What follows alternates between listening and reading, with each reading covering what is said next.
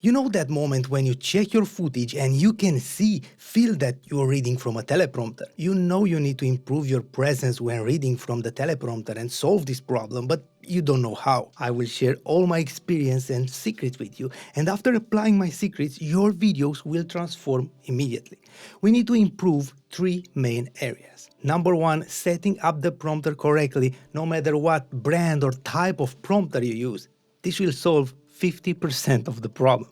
Number two, how do you prepare correctly to read the script from the teleprompter? If you prepare in the right way, you almost can't tell if you're reading. And number three, how do you control the prompter correctly? This will make a huge difference in keeping or losing the connection with the audience.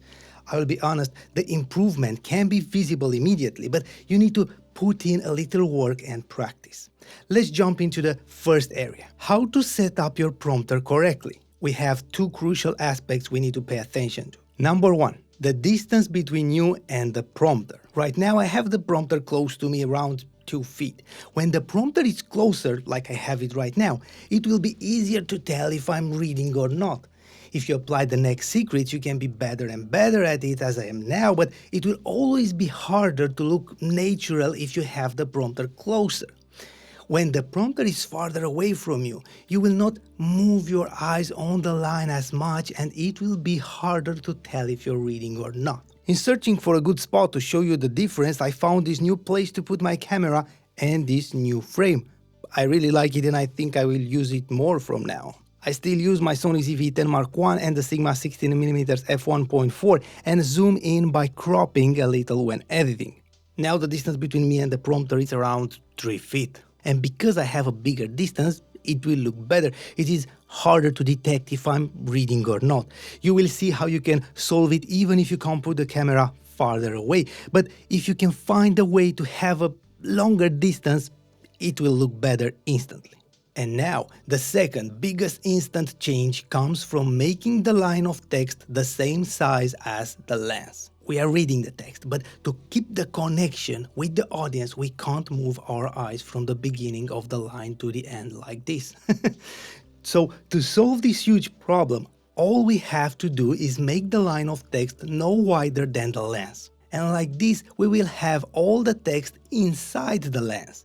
You can do it with the Elgato prompter. I did it in the past with a smartphone by searching for a teleprompter app that has the line adjustable. You can do it with any prompter. Of course, you need to test and find the right font size according to your eyes and preferences, but if you keep the line no wider than the lens, you will automatically look much better when reading. Only by doing these two tricks, increasing the distance between you and the prompter and making the text no wider than the lens, you will see a huge improvement. Just try it and let me know. But you can do more and make the reading more natural and better looking with the right preparation. Since we learned how to read, we are used to reading from normal paper or books, and the line of text is wider. Now, if you want to improve your reading from the teleprompter, prepare by reading the script before you shoot 3-4 times out loud, but read it from the teleprompter having the line of text no wider than the lens. This will make a huge difference. You can read the script 20 times from a normal paper for nothing because you are used to reading from a wide line. Our eyes and minds anticipate a few words on the paper. But here, having a tight line of text, it will be different. But if you read out loud the text from the prompter, even if it is your text, your words and your topic, it will totally change the final result. You will get used with the end of the sentences, which are hard to anticipate in a short line of text. You will get used to the flow of the script in this kind of pagination.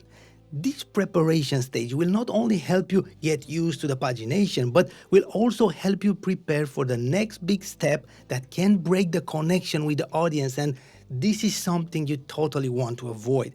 And this gets us to the third area. How do you control the prompter? I know this will create controversy and so many of you will disagree, but I tested this and it works much better after you practice and understand it and the reason behind it. Never, but never, control the prompter with a remote control kept in your hand or a foot pedal. Wait, what? I will explain. It's a subtle but So important aspect, hard to detect, but this can break the connection between you and the audience. People maybe will not detect or know exactly that you're reading, but they will not know why they don't trust you or get captivated by you. And this is because you only read. And your brain does not think about the meaning of the words. You don't talk to your audience, you're not being captivated by the topic of your video, you just read. Because your brain is captivated by another thing. Okay, I need to stop it now because I got ahead of the text. Now I need to press play. Your brain is somewhere else controlling the prompter and not paying attention to the meaning of the words to create the connection between you and the audience. You can have a big distance between you and the prompter, have the text inside the lens, be prepared by reading the text many times, and when you review the footage, you will say, yes, it's good. You can't see that I'm reading. But that's you. If your brain is not 100% engaged with the meaning of the text, people will feel it and the connection will be broken. Do this. I told you that the preparation stage will also help you controlling the prompter. When you read the script 2, 3, 4 times, also work to find the best speed for you. Maybe some phrases need to flow faster than others, other phrases are slower.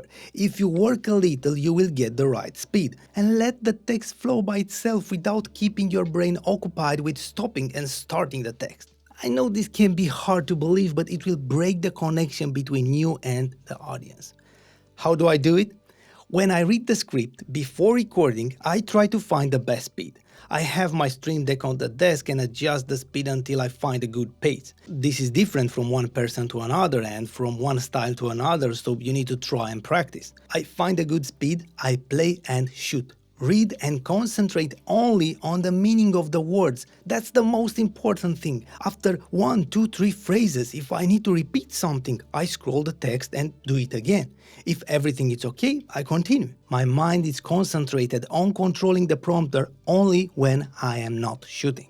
I know that if you are used to a remote controller or a foot pedal, it will be harder for you to change this habit and maybe you will not feel a big improvement, but try it and you will see that if you are all in with the story, your audience will feel it. If you are interested in how I control the prompter with the Stream Deck and how I set it up, I will add a link in the description to a dedicated video and also affiliate links to all the equipment that I use to shoot my videos. If you click on my links, you're not going to pay anything extra, but I will earn a small commission and this will help me keep sponsors away from this channel and create more valuable content for you. Thank you. Try to increase the distance between you and the prompter if you can.